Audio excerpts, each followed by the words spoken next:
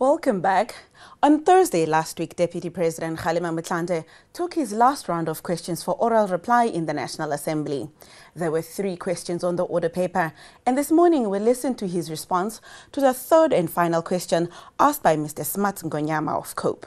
Mr. Ngonyama wanted to know whether government promotes the right of self-determination of the peoples of Africa and those in the diaspora. If so, what were the relevant details?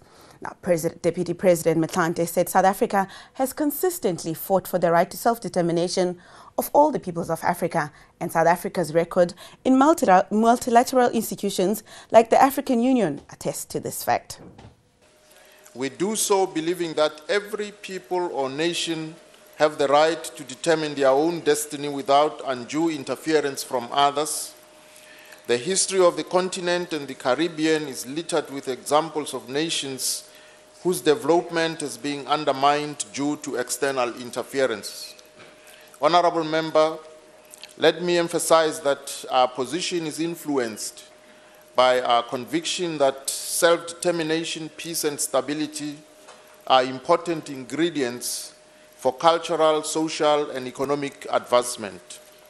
As the Honorable Member is aware, the 1945 Charter of the United Nations calls for the development of, and I quote, friendly relations among nations based on respect for the principle of equal rights and self-determination of peoples, and to take other appropriate measures to strengthen universal peace, close quote. All of us here in South Africa will recall that the democracy we enjoy today is a culmination of the struggles waged in pursuit of the goal of determining our own political status and the freedom to choose an economic, social, and cultural development path. We acknowledge that this freedom was achieved with the persistent solidarity and support of the international community, and in particular our brethren in Africa and its diaspora. Finally, the recent diaspora summit attended by heads of state and government of the African Union, the Caribbean and South America committed to encourage and support the adoption and implementation in different diaspora countries of policies that will facilitate the elimination of racism and the promotion of equality among races. And I thank you for your attention. Mr. Ngonyama had a supplementary question for the Deputy President. The plight of the people of the Sahrawi Republic is back on the agenda of the United Nations. As you know, over the years, the United Nations has sent one facilitator after the other to try and mediate between Morocco and the Sahrawi people. And so we hope that now that it is back on the UN agenda, that the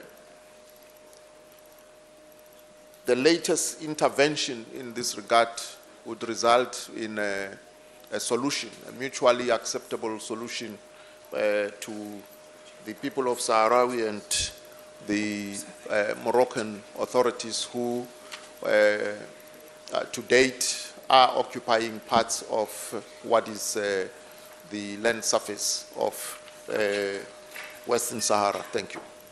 Ms. Cornelia September of the ANC had a follow-up question on the quest of the people of Western Sahara. Key elements of the right of development includes the right to self-determination, to elect their government freely, to choose their own manner of pursuing social, economic and cultural development. Notwithstanding what you have said about the United Nations, Deputy President, but what exactly was the response and progress given on the quest of the people of Western Sahara to realize self-determination, especially after the intervention that the President has made at the 67th session of the General Assembly on the 25th of September this year? I thank you. As I've stated that this matter is back on the agenda of the UN, and that there's fresh impetus to try and find a solution to the problem. As we all know that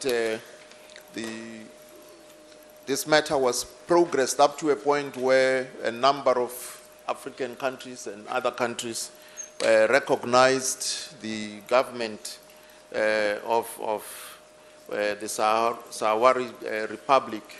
But, you know, since the impasse, some of them have actually de-recognized that government. And our president's intervention in the UN has ensured that this matter would now receive attention once more.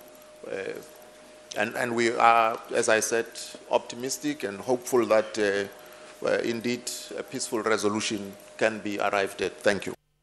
The leader of the African Christian Democratic Party, Reverend Kenneth Meshwe, had a follow-up question citing the UN violating the right to self-determination in Côte d'Ivoire.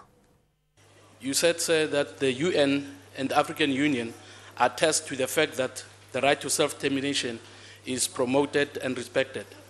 We all know that more than a year ago, both the UN and France were seen bombing a presidential residence in Côte d'Ivoire.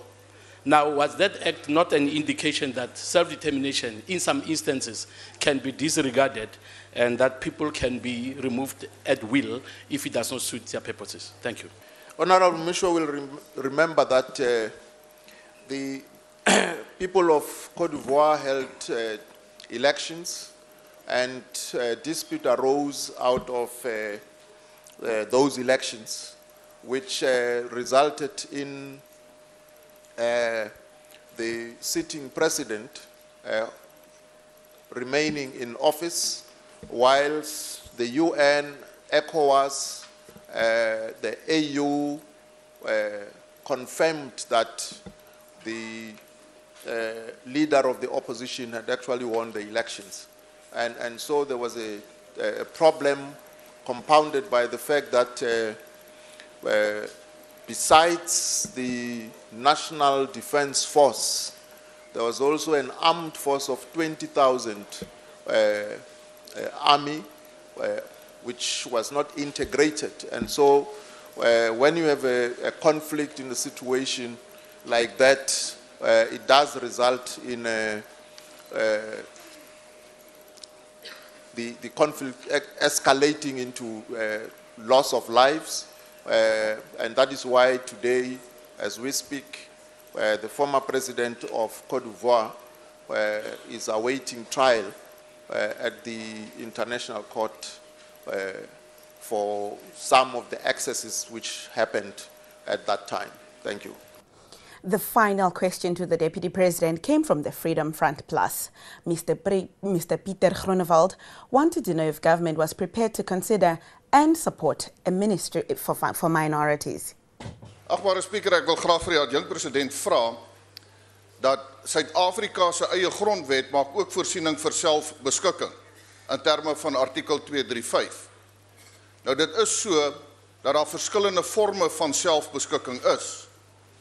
Maar ek wil graag vir die adjunkt president vra, in die gees van artikel 235 en ons eie grondwet wat selfbeskikking ondersteun, of die minister bereid sal wees om ondersteuning te gee aan 'n ministerie vir minderhede waardeur hulle daardie behoeftes kan bevorder en uitleef, indien nie, hoekom nie? Dankie, agbare Speaker. The Constitution is very clear that it gives protection to all South Africans.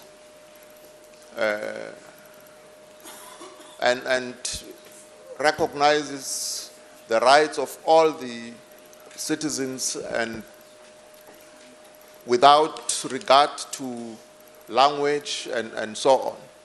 So all of them enjoy exactly the same rights. So it would not be advisable or serve any purpose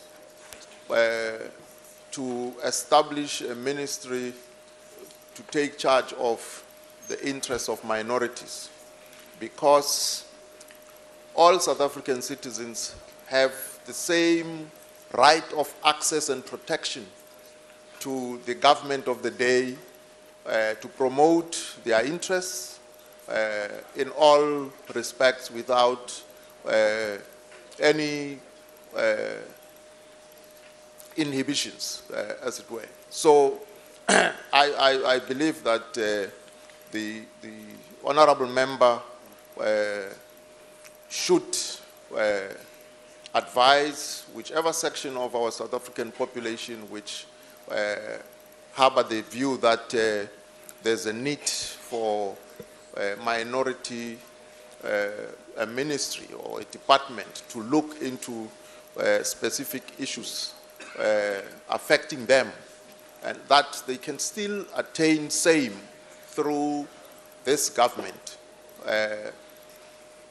And all they have to do is really to make representations to the correct ministers and the departments, and their issues would be addressed. Because there is no basis to discriminate against any section of the South African population. Thank you. Well, it's time for a commercial break. When we return, we'll bring you notices of motion for debate by MPs in the National Assembly. Stay with us.